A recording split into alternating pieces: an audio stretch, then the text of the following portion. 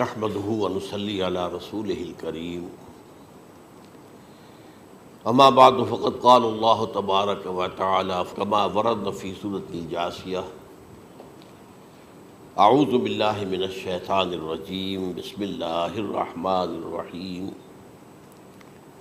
وإنه لعلم للساعة فلا تمترن بها واتبعوني هذا صراط مستقيم صدق اللہ العظیم رب اشرح لی صدری ویسر لی امری واحلل عقدۃ من لسانی یفقہوا قولی اللہم ربنا الہمنا رشدنا واعذنا من شرور انفسنا اللہم ارنا الحق حقا وارزقنا اتباعہ وارنا الباطل باطلا وارزقنا اجتنابہ آمین یا رب العالمین۔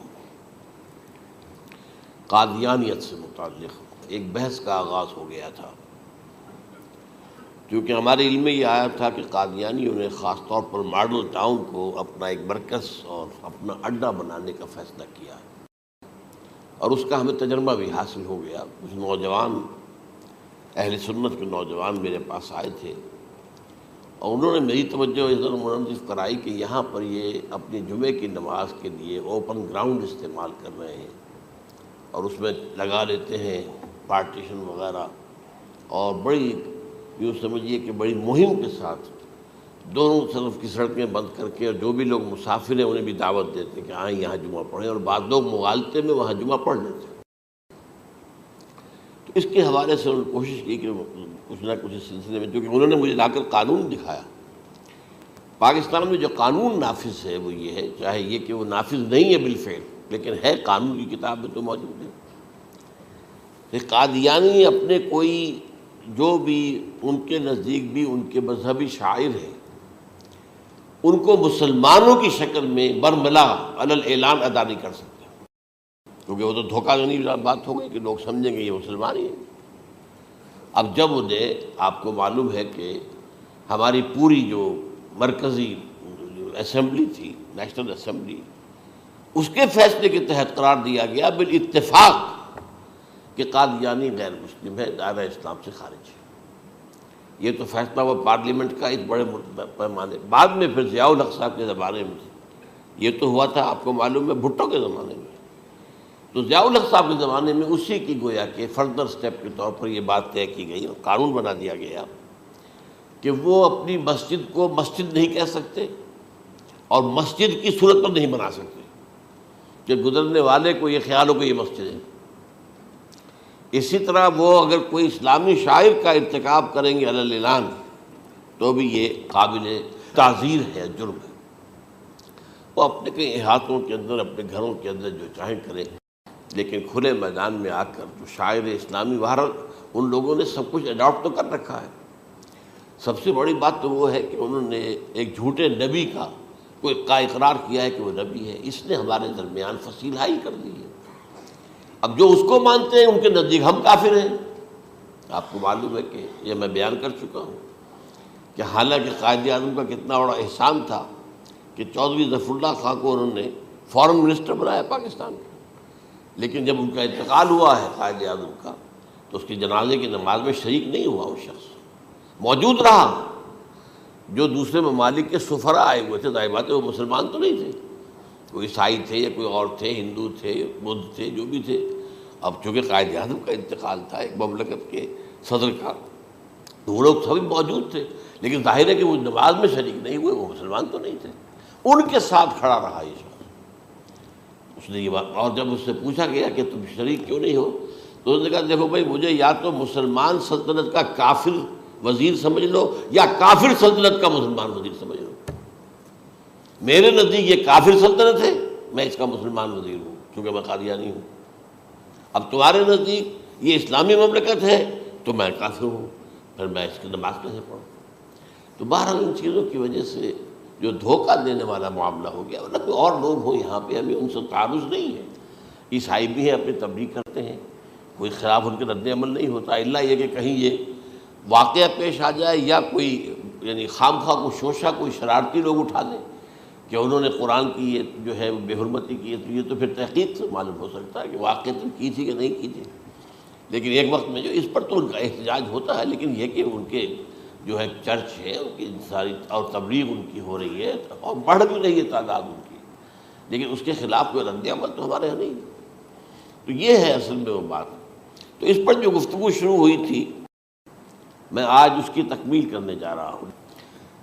حضرت عیسیٰ علیہ السلام کی دوبارہ آمد کا تعلق ہے، اس کے ضمن میں قرآن مجید میں جو نص قطعی ہے وہ نص قطعی یہ ہے اِنَّهُ لَعِلْمٌ لِلسَّاعَةِ فَلَا تَمْتَرُنَّ بِهَا۔ حضرت عیسیٰ کا ذکر ہوا ہے سورہ جاثیہ میں، اور وہاں فرمایا گیا ہے کہ یہ عیسیٰ کا دوبارہ آنا قیامت کی علامت ہوگا، یعنی کہ اب قیامت بالکل قریب آ گئی ہے۔ اِنَّهُ لَعِلْمٌ لِلسَّاعَةِ، علم حاصل ہوگا ان کی دوبارہ آمد پر کہ اب قیامت جو ہے وہ سر پر آ گئی ہے۔ اچھا، اس کے ایک اور جو ہے ذرا بالواسطہ دلائل جو قرآن مجید میں آئے ہیں، ایک ان میں سے یہ ہے کہ سورہ آل عمران میں جہاں حضرت مریم کو بشارت دے رہا تھا فرشتہ کہ آپ کے ہاں ایک بیٹا ہوگا، وہ بڑی حیران تھی کہ میرے ہاں کیسے بیٹا ہو جائے گا، ماں کن تو بغیہ، میں تو کوئی بدکار عورت تو نہیں ہوں، نہ میری کوئی شادی ہوئی ہے ابھی۔ تو اس میں جو باتیں بیان کی تھی فرشتے نے، وہ جو بیٹا ہوگا اس کی کیا شان ہوگی، اس میں یہ الفاظ بھی آتے ہیں وَيُكَلِّمُ النَّاسَ فِي الْمَهْدِ وَكَهْلًا، وہ باتیں کرے گا، لوگوں سے گفتگو کرے گا جبکہ وہ پنجھوڑے میں ہوگا، بچہ ہوگا، گود میں ہوگا، اور کہل کے وقت، کہل کہتے ہیں جب آدمی عمر میں جو ہے 40-45 کا کسی بھی اوپر ہو جائے، آپ پہلے طفل کہتے ہیں پھر جوان کہتے ہیں، عربی زبان میں شاب کا لفظ آتا ہے، بہت جوان، بڑی اچھی صحت میں ہے، اس کے بعد پھر ظاہر بات ہے ڈھلوان شروع ہوتی ہے، یہ کہل ہے۔ جب بڑھاپے کے آثار شروع ہوتے ہیں، بال سفید ہونے شروع ہوتے ہیں تو یہ کہل، قبول۔ اب سوال یہ ہے اس گھوڑے میں بات کر دیں، یہ تو معجزہ ہے، لہذا اس کا ذکر یہاں پر مناسب ہے۔ یہ بڑے ہو کر بات کرنے کی کیا ضرورت تھی کہنے کی، وہ تو سبھی کرتے ہیں انسان، یہ اسی لیے کہ معلوم ہو کہ کہولت بھی انہیں آئے گی یہاں، حالانکہ آپ کو معلوم ہے سب مانتے ہیں، عیسائی بھی مانتے ہیں، سب مانتے ہیں، 33 برس کی عمر میں انہیں اٹھا لیا گیا، اس دور میں تو کہولت آئی نہیں، اس لیے قرآن ذکر کر رہا ہے۔ اور یہ بات جو ہے دوسری مرتبہ آئی ہے یہ سورہ المائدہ میں آیت نمبر 110 وَتُكَلِّمُ النَّاسَ فِي الْمَهْدِ وَكَهْلًا، صرف یہ ضمیر کا فرق ہے، وَيُكَلِّمُ النَّاسَ فِي الْمَهْدِ وَكَهْلًا، اور وَتُكَلِّمُ النَّاسَ فِي الْمَهْدِ وَكَهْلًا یہ ہے جب قیامت کے دن اللہ تعالیٰ حضرت عیسیٰ سے سوال کریں گے، اے عیسیٰ ابن مریم، کیا تم نے میری اجازت سے اور میری تائید سے یہ معجزے نہیں دکھائے، یہ معجزے نہیں دکھائے، میں نے تم پر یہ فضل نہیں کیا؟ اور یہ گویا کہ بالواسطہ عیسیٰ کے ماننے والوں سے خطاب ہے کہ اللہ تعالیٰ کے کتنے بڑے بڑے احسان ہوئے، اور اسی میں تم بات کرتے تھے لوگوں سے پنگھوڑے کے اندر بھی اور کہولت کی عمر میں بھی، تو یہ کہولت کی عمر کب آئی؟ حضرت عیسیٰ علیہ السلام، تو اس کے بغیر تو ممکن ہی نہیں ہے کہ وہ دوبارہ دنیا میں آئیں، پھر ان کے اوپر وہ عمر آئے اور اس عمر کے اندر بھی وہ بات کریں گے۔ تو یہ میرے نزدیک قرآن مجید کے اندر دلائل ہیں اس چیز کے کہ حضرت عیسیٰ علیہ السلام کی دوبارہ جو ہے آمد ہوگی۔ اب اس ضمن میں چاہتا ہوں کہ آج خاص طور پر جو الساعہ کی اور جو علامتیں قرآن میں آئی ہیں، یہ ضمنی مضمون ہو جائے گا، لیکن بہرحال یہ بھی ایک معلوماتی مضمون ہے کہ ایک تو یہ قیامت کی بڑی نشانیوں میں سے حضرت عیسیٰ کا دوبارہ آنا، اور کیا کیا جو ہے باتیں بیان ہوئی ہیں وہ ذرا غور سے سن لیجیے۔ پہلی بات میں نے ہلکا سا حوالہ دیا تھا، ہم تو ایک لفظ قیامت بولتے ہیں، وہ قیامت جو ہے اتنا ہمارے نزدیک جامع لفظ ہے کہ جس میں وہ بھی جو زلزلۃ الساعہ آئے گا وہ بھی ہے، پھر جو نفخ روح نفخ ساق ہوگا وہ بھی ہے، لیکن قرآن مجید سے معلوم ہوتا ہے کہ یہ الساعہ ہے، وہ گھڑی جس دن کے یہاں قیامت برپا ہوگی، زلزلہ آئے گا، شدید ترین حالات آئیں گے، فوری طور پر تمام انسان مر نہیں جائیں گے۔ جو ہے اس کا نقشہ جو کھینچا گیا ہے، یا ایھا الناس اتقوا ربکم ان زلزلۃ الساعۃ شیء عظیم یوم ترونھا تذہل کل مرضعۃ عما ارضعت وتضع کل ذات حمل حملھا وتری الناس سکارى وما هم بسکارى ولکن عذاب اللہ شدید، اے لوگوں ڈرو، اللہ کا تقوی اختیار کرو، اس لیے کہ قیامت کا زلزلہ بہت سخت شے ہے، بہت بھاری شے ہے۔ ان زلزلۃ الساعۃ شیء عظیم، جب پہاڑ چل رہے ہوں گے اور جو ہے انسان جو ہیں گے وہ جس طرح پروانے ہوتے ہیں، پتنگے ہوتے ہیں، ایسے اڑ رہے ہوں گے انسان، اور اس میں یہ بھی حال ہوگا کہ لوگ جو ہے ہر جو دودھ پلانے والی ہے وہ اپنے بچے کو بھول جائے گی۔ ظاہر بات ہے کہ اپنی پڑی ہوئی ہے مصیبت، حالانکہ سب سے زیادہ محبوب ترین شے دنیا میں اس سے اونچی محبت نہیں ہو سکتی جو ماں کو اپنے دودھ پیتے بچے سے ہوتی ہے، انہیں بھول جائے۔ تذہب کل مرضعۃ عما ارضعت، اور تمہیں ایسا محسوس ہوگا کہ لوگ کسی نشے کی کیفیت میں ہیں، یعنی وہ بدحواش ہیں، وہ بدحواس ہو گئے، لیکن یہ کہ وما هم بسکارى، اور وہ مدہوش نہیں ہوں گے، ولکن عذاب اللہ شدید۔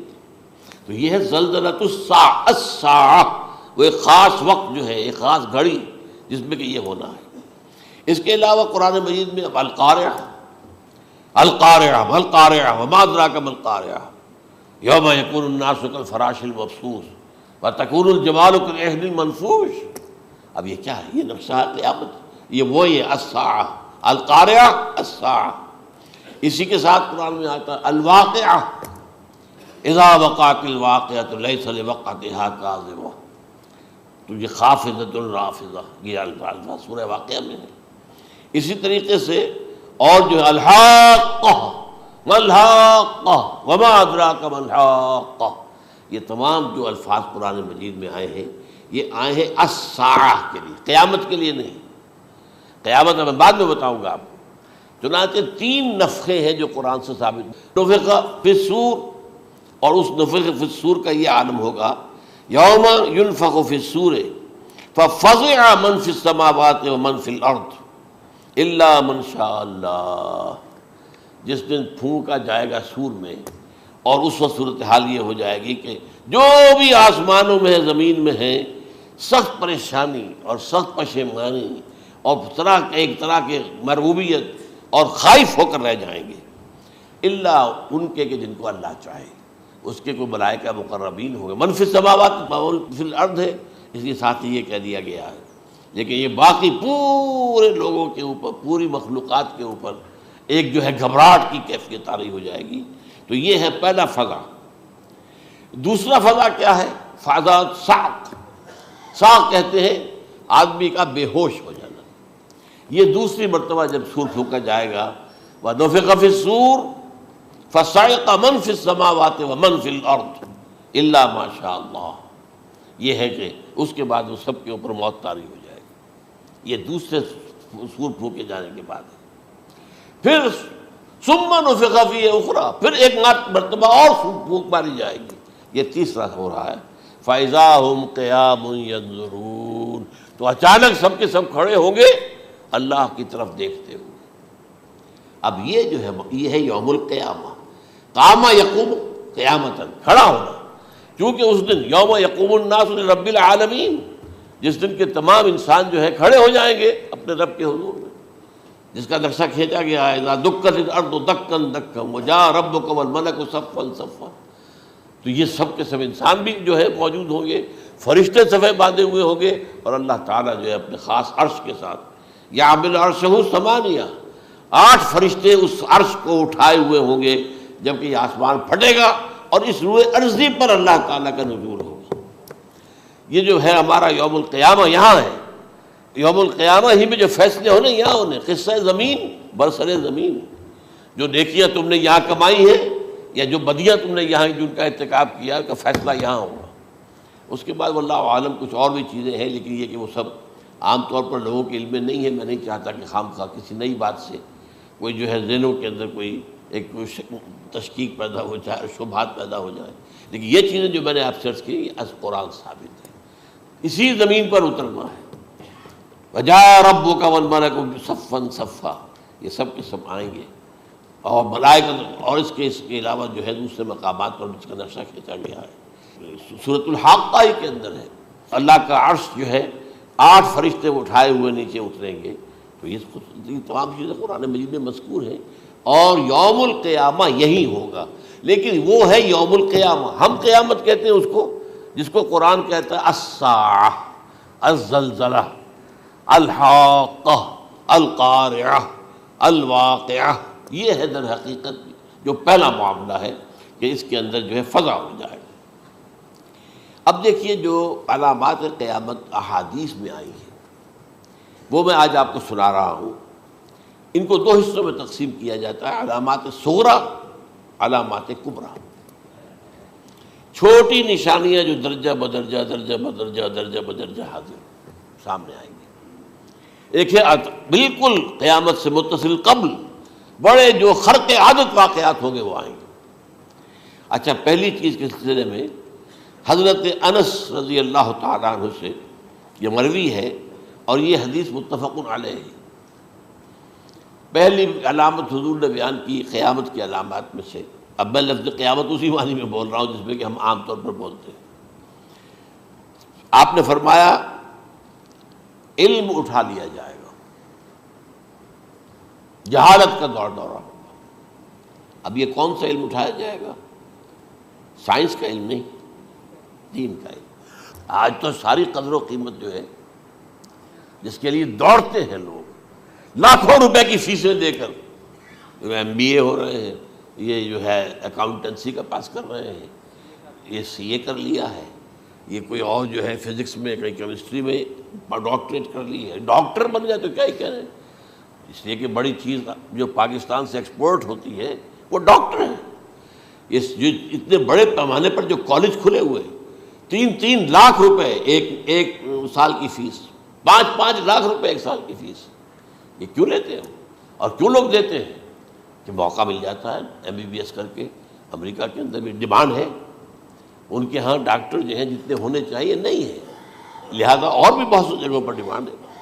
تو جس چیز کی مارکیٹ میں ڈیمانڈ ہے وہ علم ہے۔ آج علم کمپیوٹر کا علم ہے یہ، حالانکہ ان میں سے کسی کے اوپر لفظ علم کا اطلاق میرے نزدیک غلط ہے، جہالت ہے۔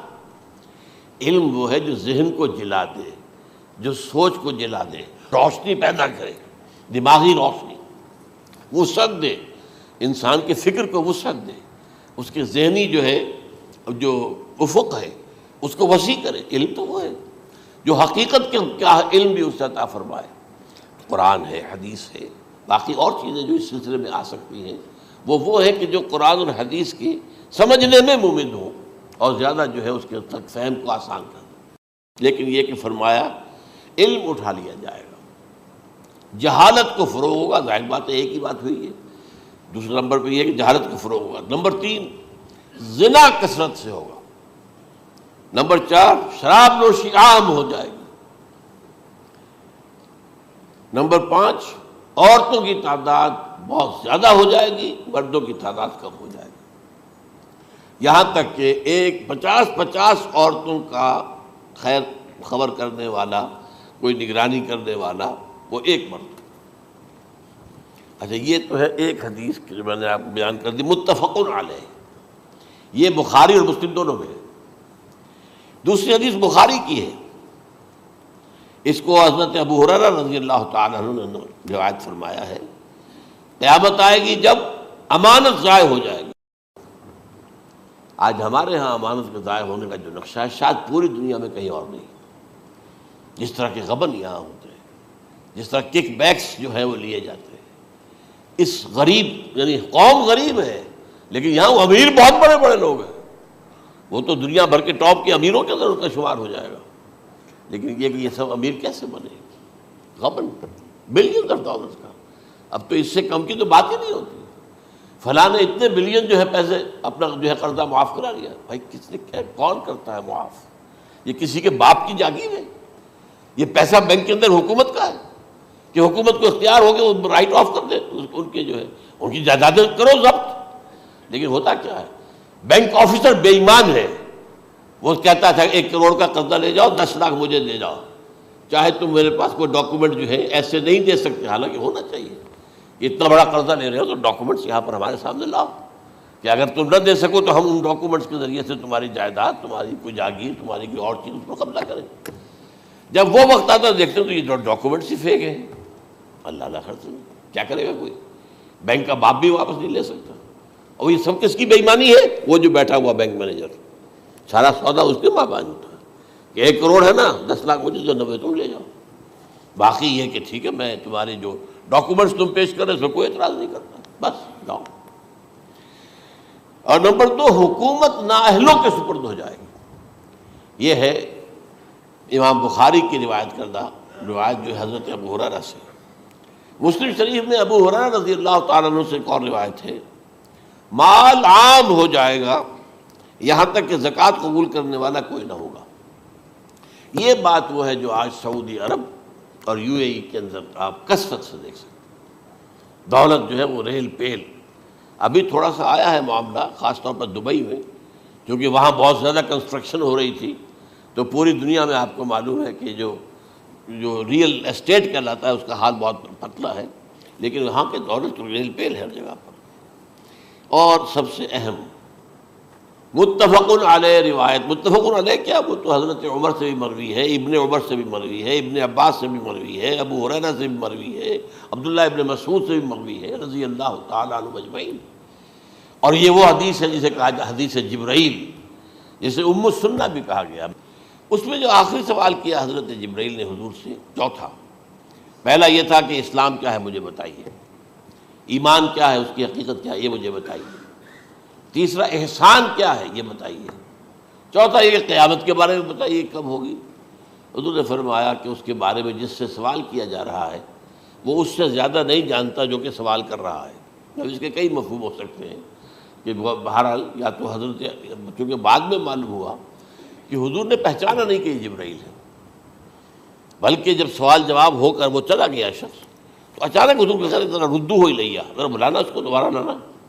اب جو دیکھا کہ یہ وجود ہی نہیں اس کا، آسمان نے اس کو چکھ لیا، زمین نے نگل لیا، کیا ہوا ہے؟ پھر آپ نے او یہ جبرائیل تھے جو تمہیں تمہارا دین سکھانے آئے تھے جبکہ تم سوال نہیں کر رہے ہو۔ یہ بڑے بیسک کوسچن تھے، اس لیے کہ دنیا کے ہمارا نظام اسلام پر ہے، ایمان پر نہیں ہے، اس لیے کہ ایمان کو ویریفائی کر ہی نہیں سکتے۔ کیسے پتہ ہوگا اس میں ایمان ہے یا نہیں ہے؟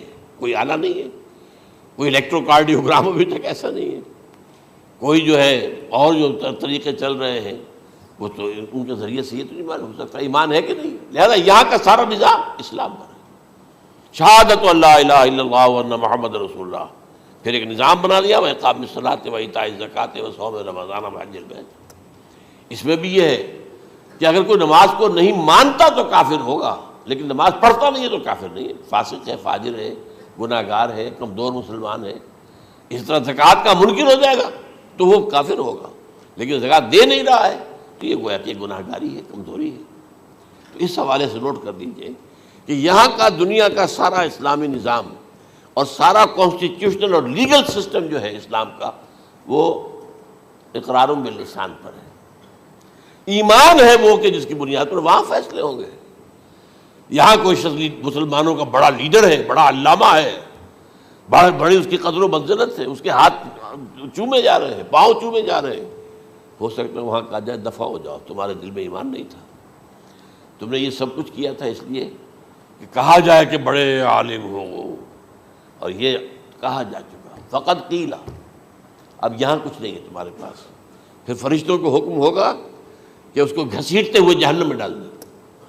3 باتیں بیان کی آپ نے، یہی حشر اس کا ہوگا مالدار کا۔ اللہ پوچھے گا میں نے تمہیں بہت مال دیا، تم نے کیا کیا؟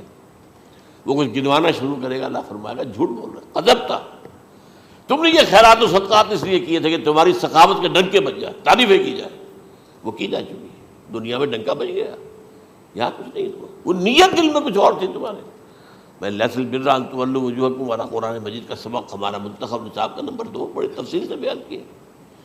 یہی معاملہ ہوگا اس عالم کا، اللہ فرمائے گا میں نے تمہیں علم دیا، تم نے، وہ کہے گا میں نے علم پھیلایا لوگوں میں ہدایت کی، جھوٹ بول رہے ہیں، تم نے تو صرف اس لیے کیا تھا، تمہاری نیت یہ تھی کہ بڑا عالم شخص ہے، بڑا فاضل شخص ہے، تو یہ سب کہا جا چکا۔ تو وہاں کا معاملہ جو ہے وہ اسلام پر نہیں ہے۔ یا آپ دکھائیں گے دیکھیے یہ میرا آئیڈینٹی کارڈ، اس پہ اسلام میرا مذہب لکھا ہوا ہے، یا یہ میرا پاسپورٹ ہے، آئیڈینٹیفیکیشن کے لیے دنیا میں عام طور پر یہ چیزیں ہوتی ہیں، کوئی تعلق نہیں۔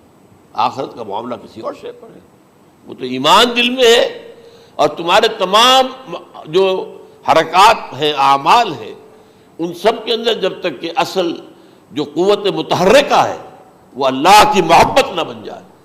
اخلاص للہ، محب اللہ للہ، اور یہ کہ یہ تمام چیزیں جیسا کہ فرمایا، ایک حدیث بڑی پیاری ہے، ایمان کی تکمیل کی علامت کیا ہے؟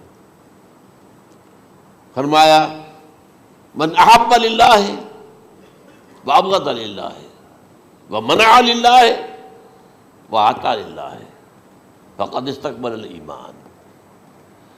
جس شخص کے نے محبت جس سے بھی کی اللہ کے لیے کی، اپنے مفادات کے لیے نہیں، رشتہ داری کی بنیاد پر نہیں. محبت اوپر ہو جائے، رشتہ دار کا حق ہے دو، بیوی کے حقوق ہیں دو، لیکن محبت یہ اللہ کے لیے ہو کہ فلاں شخص سے مجھے محبت اللہ کے لیے.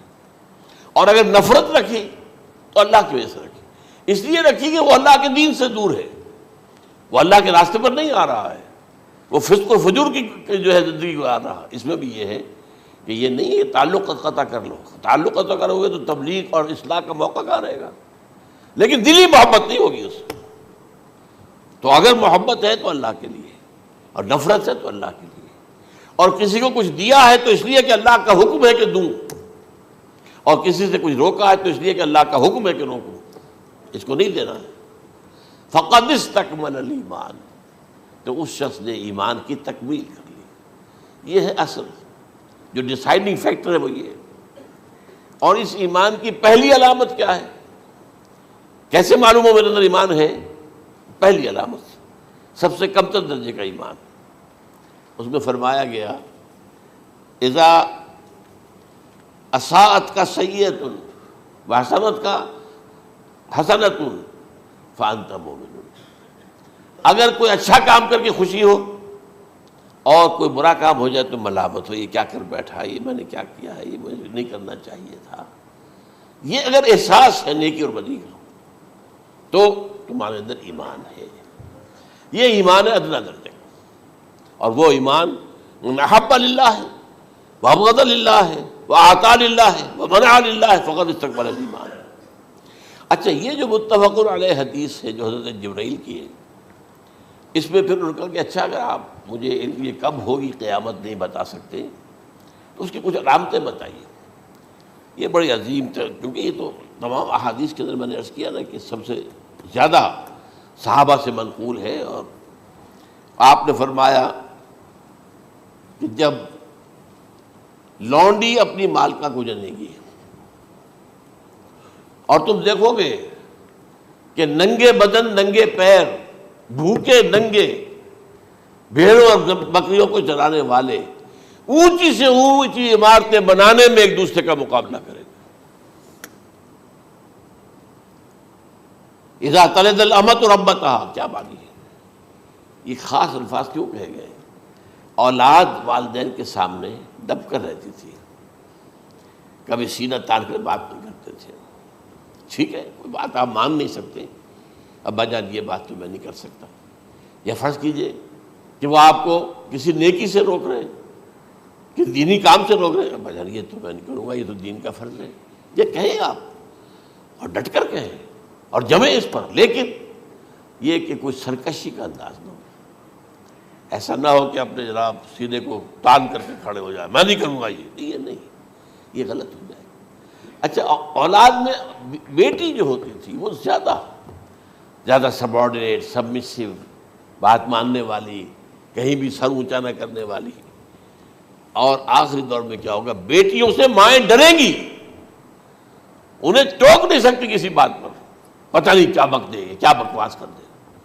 یہ تو ہمارے ہاں ہو گیا ہے، باہر کیا ہے وہ تو آپ یہ بھی نہیں پوچھ سکتے. آپ کی 13 برس کی لڑکی آئی ہے رات کو 1 بجے، نہیں پوچھ سکتے کہاں رہی ہو، یہ رات کہاں گزاری، پوچھ ہی نہیں سکتے. یہ پوچھنا بھی جرم ہے.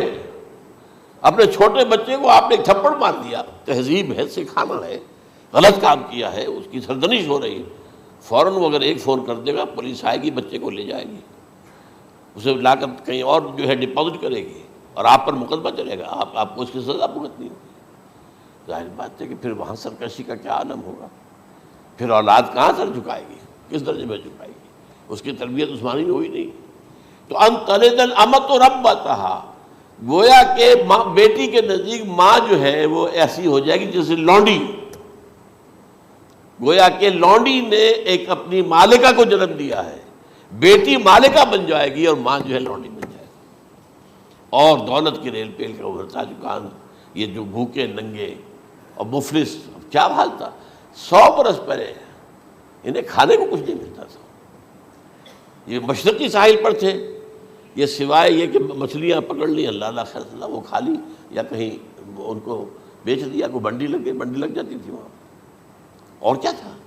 اور مغربی ساحل پہ کیا ہوتا تھا، ساری ان کی معیشت حج کے گرد گھومتی تھی، حاجی آئے ہیں، خریداریاں کر رہے ہیں، اور آپ کو معلوم ہے پوری دنیا سے مال پہلے بھی پہنچتا تھا وہاں، آپ کو جو ہے ہر ملک کے ہر کونے کا پھل وہاں مل جائے گا آج بھی۔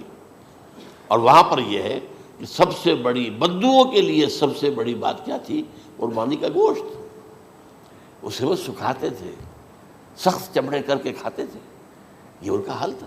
آج جا کر دیکھیے نئے شہر بن رہے ہیں، امریکنز کو کانٹریکٹ دیے جا رہے ہیں، بالکل ماڈرن شہر بنا دو، ایک ایبسلیوٹلی ماڈرن شہر جو ہے، وہ جو مشرقی ساحل کے اوپر جو پہلے سے آرام کو سٹی ہے، امریکن سٹی ہو، اس کے اندر کوئی سعودی بھی داخل نہیں ہو سکتا سوائے جس کے پاس اس سٹی کی طرف سے لائسنس نہ ہو، اور اس کی چار دیواری کے اندر، چار دیواری کیا فصیل کے اندر کہی ہے، جو چاہو کرو، کوئی تم پر پابندی نہیں، ننگے نہاؤ، تالاب ہے نہا رہے، ننگی عورتیں ننگی مردیں نہا رہے، کوئی پوچھنے والا نہیں۔ اب اسی قسم کا ایک سٹی آباد ہونا جا رہا ہے مغربی ساحل پر، جدہ اور ینبوع کے درمیان، اور اس میں اصل میں جتنی بھی دولت ہے جو پیٹرول کی ہے وہ وہیں پر رکھ لی جاتی ہے امریکہ کے اندر، تاکہ امریکہ جو ہے ایسے ایسے پروجیکٹ بنا کر جب تمہیں دے گا تو اس میں سے پیسے لے گا، وہ نہیں ملتی ان کو واپس۔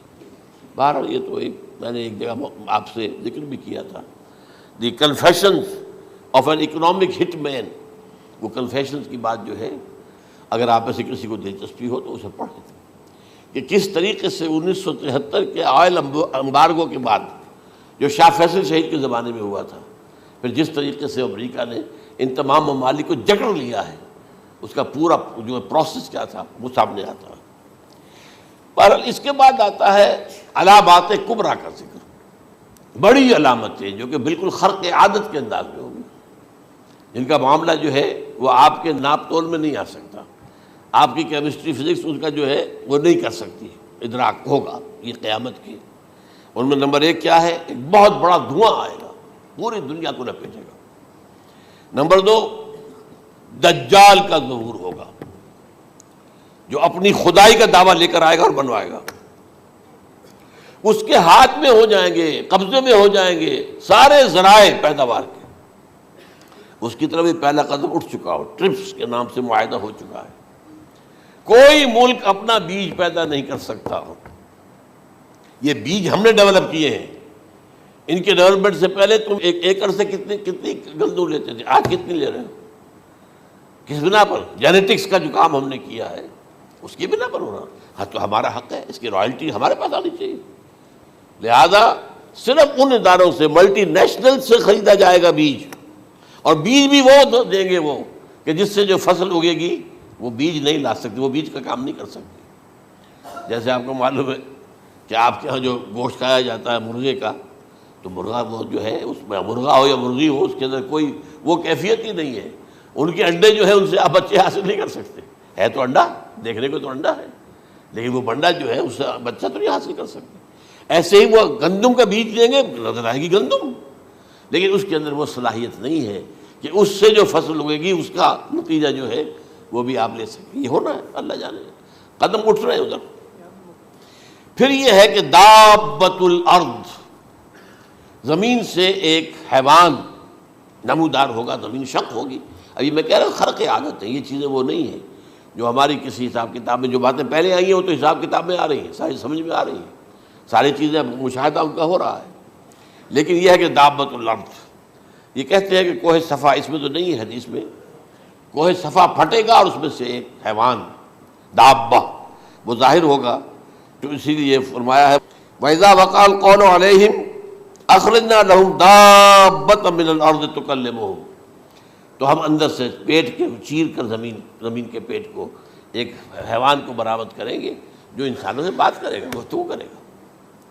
نمبر 4 طلوع الشمس من المغرب، یہ بھی خرق عادت، سورج تو طلوع ہوتا ہے مشرق سے، غروب ہوتا ہے مغرب میں، لیکن اس وقت معاملہ الٹا ہو جائے، یعنی جو کائنات کے اندر جو گڑبڑ ہوگی کچھ سمجھ میں بات آتی ہے کہ یہ معاملہ جو ہے یہ تو اس پورے سولر سسٹم کو اگر بدل دیتے ہیں تو مشرق مغرب ہو جانا، مغرب مشرق ہو جانا، یہ بالکل سمجھ میں آنے والی بات ہے۔ اس کے بعد ہے عیسیٰ ابن مریم کا نزول، جس کے بارے میں آج میں نے گفتگو کی ہے تفصیل سے۔ یہ نزول ہونا ہے، یہ علامات قیامت میں سے حضور نے بیان فرمایا ہے، اور قرآن مجید کی جو اصطلاحات ہیں اس کے حوالے سے میں نص قطعی جو ہے وہ میں آپ کے سامنے رکھ چکا ہوں۔ پھر یاجوج ماجوج کا ایک معاملہ ہے، یہ میں ابھی اس وقت زیادہ اس پر بات نہیں کر سکتا۔ حضرت عیسیٰ علیہ السلام کے نزول کے بعد 2 کام ہو گئے، یہودیوں کا قلع قمع ختم، تمام یہود، ایک کام تو یہ ہونا ہے، اور نمبر 2 عیسائیت کا ختم ہو جانا۔ عیسائیت کی نفی کر دیں گے، بھائی تم مجھے خدا کا بیٹا بنائے بیٹھے ہو، میں تم خدا کا بیٹا نہیں ہوں، میں تو اس کا بندہ ہوں، رسول ہوں، میں نے تم سے کب کہا تھا کہ مجھے خدا کا بیٹا بناؤ۔ نمبر 2 یہ کہ وہ خنزیر کو قتل کر دیں گے، یعنی یہ تم نے خنزیر کب سے کھانا شروع کر دیا، میں تو تم کو نکاح اجازت دے کر گیا تھا، یہ تو شریعت موسوی میں حرام تھا، اور میں کہہ کر گیا تھا کہ یہی شریعت تم پر لاگو رہے گی، ہاؤ کم تم نے کیسے یہ؟ آج بھی بہت سے رومن کیتھولکس جو ہے وہ سور نہیں کھاتے، وہ اس میں ہے ان کے اندر کچھ نہ کچھ بات جو ہے جو حضرت عیسیٰ کی تعلیمات کا کچھ اثر ان کے ہاں ہے۔ میں تو ایک مرتبہ، یہ 1971 کی بات ہے، 4-5 دن کے لیے برسلز میں رکا تھا، اس لیے کہ وہاں مجھے ایک صاحب نے خط لکھا تھا کہ وہاں ایک نوجوان ہے، ابھی اس میں ایمان لایا ہے، اور اس کے کچھ مسائل ہیں، ہم کوشش کر رہے ہیں ان کے مسائل حل کریں، آپ بھی جا رہے ہیں۔ میں انگلینڈ جا رہا تھا تو واپسی پر آپ ان کے یہاں چند دن ٹھہرے، میں حیران ہوا، ویسے اس نے مجھے اپنے گھر ٹھہرایا نہیں، اس لیے کہ ماں باپ تو اس کے کرسچن تھے، اور پولیس کا چیف آفیسر اس کا باپ تھا، چیف آف پولیس فورس۔ اس نے مجھ سے ایک دن کھانے پہ بلایا، میں ہوٹل میں ٹھہرایا مجھے، اس نے کہا آپ اطمینان سے یہاں کھانا کھائیں، اس گھر میں نہ آج تک کوئی شراب کی بوند آئی ہے اور نہ ہی کوئی بوٹی آئی ہے سور کی۔ رومن کیتھولکس، اب اکلوتا بیٹا تھا یہ عبدالعزیز، اس نے بعد میں نام رکھا، وان کینٹر اس کا نام تھا جو کہ اوریجنل تھا، پھر اس نے نام رکھا عبدالعزیز وان کینٹر، پرانا نام بھی بہرحال رکھا۔ نہایت ایک نہایت خوبصورت، 28 سال کی عمر تھی، اور اس وقت میں نے دیکھا تھا کہ اس کی فقہی معلومات جو ہے میری معلومات سے 10 گنا زیادہ۔ اس کی وجہ کیا ہے؟ وہ گیا تھا موراکو میں ایز اے ٹیچر ملازمت کرنے، پیسہ کمانے، وہاں وہ مسلمانوں سے اس کا ہوا ربط ضبط ہوا، اسلام کی تعلیمات سامنے آئی، اسلام لے آیا، اب اکلوتا بیٹا ہے، اور ماں باپ جو ہے کرسچن کیتھولکس۔ جب وہاں سے واپس آیا تو پھر کہتے ہیں کہ ہمارے درمیان ایک معاہدہ ہے، وی آر لیونگ ٹوگیدر، لیکن یہ معاہدہ ہے ہم مذہب پہ بات نہیں کریں گے، بس باقی جو بھی ہے وہ ساتھ رہ رہے ہیں۔ لیکن میں حیران ہوا، مجھے معلوم نہیں تھا۔ اچھا، اس کے بعد اس نے جب اسلام کا فیصلہ کیا تو اس کے سامنے سوال آیا کون سی فقہ اختیار کروں، تو اس نے بڑی جو ہے تھورو اسٹڈی کی ہے تمام فقہوں کی، کمپیریٹو اسٹڈی، ان کو کرنے کے بعد پھر فائنل فیصلہ اس کا یہ تھا کہ حنبلی فقہ میں اختیار کروں۔ چاروں فقہوں میں سب سے لیٹسٹ حنبلی ہے، یعنی حنفی نمبر 1، پھر مالکی نمبر 2، پھر اس کے بعد شافعی نمبر 3، پھر یہ امام احمد ابن حنبل ہے۔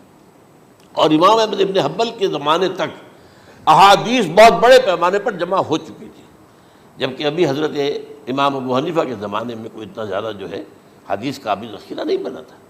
اسی پر تو لوگ حیران ہوتے ہیں کہ زیادہ حدیث امام ابو حنیفہ کے علم میں نہیں تھی، لیکن مجال ہے کہ ان کا کوئی فتویٰ جو ہے کتاب و حدیث کے، کتاب اور سنت کے خلاف ہو، اگرچہ انہوں نے صاف کہا کہ اگر تم پاؤ کوئی ایسی سچی حدیث، پختہ حدیث جو میری کسی رائے کے خلاف ہو تو میری رائے کو دیوار پر دے مارنا اور اس صحیح حدیث کی پیروی کرنا۔ لیکن ویسے اس کے بعد یہ کمال یہ ہے کہ بہت ہی کوئی شاذ معاملہ ہے کہ جس میں ان کا کوئی فتویٰ وہ کتاب و سنت کے منافی ہو یا سنت کے منافی ہو۔ کتاب پہ تو سوال پیدا نہیں ہوتا، کتاب تو ساری ان کے سامنے موجود تھی۔ اس کے بعد یہ ہے کہ یاجوج ماجوج، اصل میں بتا رہا تھا آپ کو کہ جب عیسائیت بھی ختم ہو گئی، یہود ویسے ختم ہو گئے، استیصال ہو گیا، جڑ کٹ گئی، اب عیسائیت گویا کہ اسلام میں ضم ہو گئی، عیسائیت مذہب ختم، یہودی خود ختم، اب یہ طاقت کتنی ہو جائے گی؟ تقریباً 2/3 دنیا آ گئی،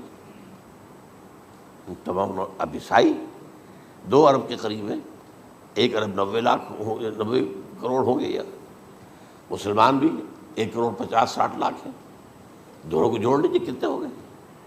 6 ارب کل آبادی ہے۔ لیکن اس کے بعد آتا ہے یاجوج ماجوج کا خروج۔ یہ یاجوج ماجوج میرے نزدیک چائنا اور رشیا ہے، ان کی مجموعی طاقت اتنی ہوگی، اور یہ اس طرح آئیں گے ہر اونچائی پر سے اترتے ہوئے، پھسلتے ہوئے، جیسے 1962 میں جب وار ہوئی تھی بٹوین چائنا اینڈ انڈیا 1962 میں، تو وہ اس وقت کا نقشہ جو آج بھی اخبارات میں پڑھتا تھا تو یاد، waves after waves of Chinese soldiers were coming down the slopes of Himalayas۔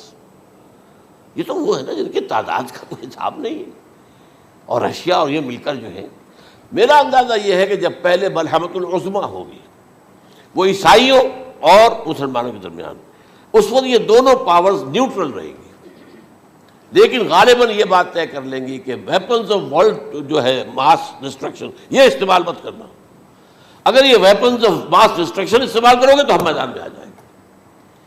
اس میں وہ جنگ جب ہو چکے گی، پھر حضرت عیسیٰ کو فتح حاصل ہو جائے گی، اور پھر یہ کہ یہودیت ختم ہو جائے گی، عیسائیت بطور مذہب ختم ہو کر اسلام میں ضم ہو جائے گا، پھر وہ 40 برس کا عہد حکومت ہے حضرت عیسیٰ علیہ السلام۔ لیکن جب یہ فتح ہو جائے گی ان پر، اب یاجوج ماجوج آئیں گے، اور اتنی تعداد میں آئیں گے کہ بحیرہ طبریہ جو ہے اس کا سارا پانی پی جائیں گے۔ یہ تو اگر آپ کو کبھی اندازہ ہو یا کوئی آپ جانیں ان لوگوں کو جو ان چینیوں سے واقف ہیں، وہ کہتے ہیں زمین پر ہلتی ہوئی کوئی چیزوں سے وہ چھوڑی چھوڑ کے کھا جائیں گے۔ جہاں وہ جاتے ہیں ایز اے لیبرر، وہاں کے جو سارے کتے ہیں ختم، ساری بلیاں ختم، ہر شے، وہ جو سانپ کھاتے ہیں، ہر چیز کھاتے ہیں، اور یہ تمام ایسٹرن کنٹریز کے اندر ہوتا ہے، بڑی ڈیلیشس ڈشز ہیں یہ سانپ وغیرہ وغیرہ، اور یہ جس طرح کھا جائے، پانی پی جائے، ایک قطرہ نہیں رہے گا اس پر۔ تو پھر جو ہے اللہ تعالیٰ اس وقت جو ہے اس میں ایک ایسی بیماری پیدا کرے گا، یہ سب مر جائے، یہ معجزے سے ہوگا، یعنی ان کے اوپر فتح جو ہے وہ عام لڑائی کے ذریعے سے نہیں ہوگی، بلکہ اس کے اوپر فتح جو ہوگی وہ اللہ تعالیٰ سے ہوگی، ایک بیماری پیدا ہوگی، سب مر جائیں گے، اور اس کے بعد اللہ تعالیٰ ایسے پرندے بھیجے گا بڑی لمبی لمبی گردنوں والے، وہ ان سب کو کھا جائیں گے، جیسے ہمارے ہاں گدھ ہوتے ہیں، وہ ان کو صاف کر دیں گے۔ ورنہ تو یہ ہے کہ پوری دنیا کے اندر جو بدبو اور جو پیدا ہوتا معاملہ اس سے، تو اس نوع انسانی کی بقا ممکن نہیں تھی۔ ان کے خاتمے کے بعد پھر یہ ہوگا کہ حکومت اسلامی جو ہے پوری دنیا میں حضرت مسیح علیہ السلام کی ہوگی، 45 برس وہ رہیں گے، اسی میں وہ کہلن بھی آ جائے گا، وہ فی المہد و کہلن جو میں نے شروع میں بیان کیا تھا، اسی میں پھر یہ ہے کہ وہ شادی بھی کریں گے، ان کی اولاد بھی ہوگی، اور پھر ان کا انتقال ہوگا تو حضرت حضور صلی اللہ علیہ وسلم کے حجرے میں، وہیں پر جہاں حضور اور ابو بکر اور عمر رضی اللہ تعالیٰ عنہم دفن ہیں، وہیں پہ ان کو دفن کیا جائے گا، اور قیامت کے دن حضور فرماتے ہیں کہ میں اور یہ تینوں ساتھ نکلیں گے۔ تو یہ ہے واقعات و واقعات۔ بہرحال اس میں یہ ہے کہ یہ نوٹ کر لیجئے کہ جہاں تک ہمارے ہاں آج کل کا معاملہ ہے، میرے نزدیک میں یہ کہنے پر مجبور ہوں، جو رفع و نزول مسیح کو نہیں مانتا وہ کم سے کم منکر حدیث ضرور ہے، میں اس سے کم کا فتویٰ نہیں دے سکتا۔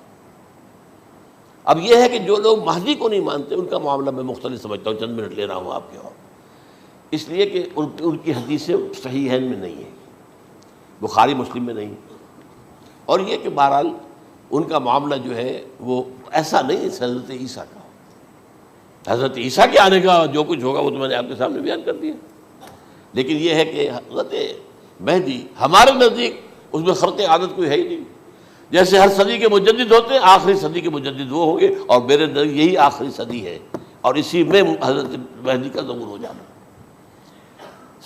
سعودی عرب میں کوئی خانہ جنگی ہوگی کسی بادشاہ کے انتقال پر، اور پھر اس وقت یہ ظاہر ہوں گے، اس وقت ملک کے حالات کو سنبھالنے کے لیے لوگ ان کو زبردستی نکالیں گے، چھپے ہوئے ہوں گے ایک گھر میں، یہ حضرت ام سلمہ رضی اللہ تعالی عنہ کی روایت ہے کہ ایک بادشاہ کے انتقال پر یہ خانہ جنگی ہو جائے گی اور ایک شخص مدینے سے بھاگ کر مکے میں چھپ جائے گا. یہ تو ہے ان کے الفاظ، میں توجیہ کر رہا ہوں. یہ لوگ ان کی طرف دیکھ رہے ہوں گے کہ یہ جو وقت آیا ہے فتنے کا ہماری قوم پر، ہمارے ملک پر، تو ان کی شخصیت ایسی ہے کہ یہ بیچ میں آئیں، صلح صفائی کرائیں، اور وہ جو ہے اس ذمہ داری سے بچ کر بھاگیں گے اور جا کر مکے میں چھپ جائیں گے. پھر لوگ انہیں تلاش کر کے نکالیں گے اور زبردستی ان کے ہاتھ پر بیعت کریں گے، ورنہ وہ اتنے بڑے منصب کو. اور پھر یہ بھی ہے، ایک حدیث میں آتا ہے یصلحو فی لیلۃ واحدہ، ایک رات میں ان کی مکمل اصلاح کر دیں گے. یعنی اگر کوئی تھوڑا بہت نقص اور عیب کوئی ہوا بھی، کوئی کمی کوتاہی ہوئی بھی، تو اللہ تعالیٰ ایک رات میں اصلاح کروا دیں گے. لیکن ہمارے نزدیک اس کے اندر کوئی خرق عادت ہے ہی نہیں. البتہ جو کہتے ہیں اہل تشیع، وہ خرق عادت ہے کہ ان کے 12ویں امام جو ہے وہ بچپن ہی کے اندر اس خوف سے کہ جو بنو عباس بادشاہ ہیں وہ ان کو قتل کر دیں گے، تو وہ ایک غار میں چھپا دیے گئے. اب وہ 1200 برس سے اس غار کے اندر چھپے ہوئے، اور اس کے بعد وہ ظاہر ہوں گے، وہ امام مہدی ہوں گے. اس میں خرق عادت ہے، لیکن میں یہ کہتا ہوں کہ محض خرق عادت کی بنیاد پر ہم اس کی نفی نہیں کریں گے. کیوں؟ کیا ہم یہ نہیں مانتے کہ اصحاب کہف 300 برس تک سوئے رہے؟ یہ کیا عام بات ہے؟ حضرت عزیر علیہ السلام، اللہ نے انہیں موت دی، موت، اور 100 برس کے بعد زندہ کر کے اٹھا لیا. تو خرق عادت حضرت عیسیٰ کو ہم اتنا بڑا خرق عادت مانتے ہیں کہ اٹھا کر آسمان پر، تیسرے آسمان کے اوپر ہیں، موجود ہیں، اب بھی ہیں. شب معراج میں تیسرے آسمان پر حضور کی ملاقات ان سے ہوئی. تو یہ خرق عادت کی بنیاد پر نفی نہیں ہم کرتے. ہو سکتا ہے، لیکن یہ کہ اس کے لیے ہمارے پاس کوئی دلیل نہیں، کوئی احادیث نہیں، کچھ نہیں، اس لیے ہم اس کو نہیں مانتے. البتہ خود وجود جو ہے حضرت مہدی کا، وہ کوئی عجیب بات نہیں ہے. وہ تو جیسے پہلے بھی آئے ہیں ہمارے مجددین، ایسے مجدد ہوں گے اور دین کو تازہ کر دیں گے. ایک صحیح اسلامی ریاست جو ہے وہ عرب میں قائم ہو جائے گی دوبارہ. حضور نے فرمایا وہ عدل اور انصاف سے عرب کو اسی طرح بھر دے گا جیسے کہ وہ اس سے پہلے ظلم اور جور اور زیادتیوں کے سے بھری ہوئی ہوگی. تو یہ کام ہوگا، یہ تو مجدد کا کام ہوتا ہی ہے اس حوالے سے. لیکن بہرحال میں نے پھر بھی کہا کہ اگر احادیث کی کمزوری کی وجہ سے کہ صحیح عین میں نہیں ہے، اگر کوئی شخص انکار کرے تو مجھے کوئی اعتراض نہیں ہے، ٹھیک ہے. لیکن جو حضرت عیسیٰ کے نفع سماوی اور حضرت عیسیٰ کے نزول کا انکار کرتا ہے، وہ کم سے کم، میں انہیں اور آگے کوئی فتویٰ نہیں دیتا کہ وہ کافر ہو گئے یا یہ ہو گئے یا وہ ہو گئے، لیکن منکر حدیث کے لائن میں تو وہ لازماً کھڑے ہو گئے، کیونکہ اتنی واضح اور پکی حدیثیں ہیں حضرت مسیح کے نزول کی، اور علامات قیامت میں جس طرح ان کا ذکر آتا ہے کہ اس سے انکار جو ہے وہ جب تک آپ پوری حدیث کے ذخیرے کا انکار نہ کریں اس وقت تک ممکن نہیں ہے. اقول قولی ھذا واستغفر اللہ لی ولکم ولسائر المسلمین والمسلمات.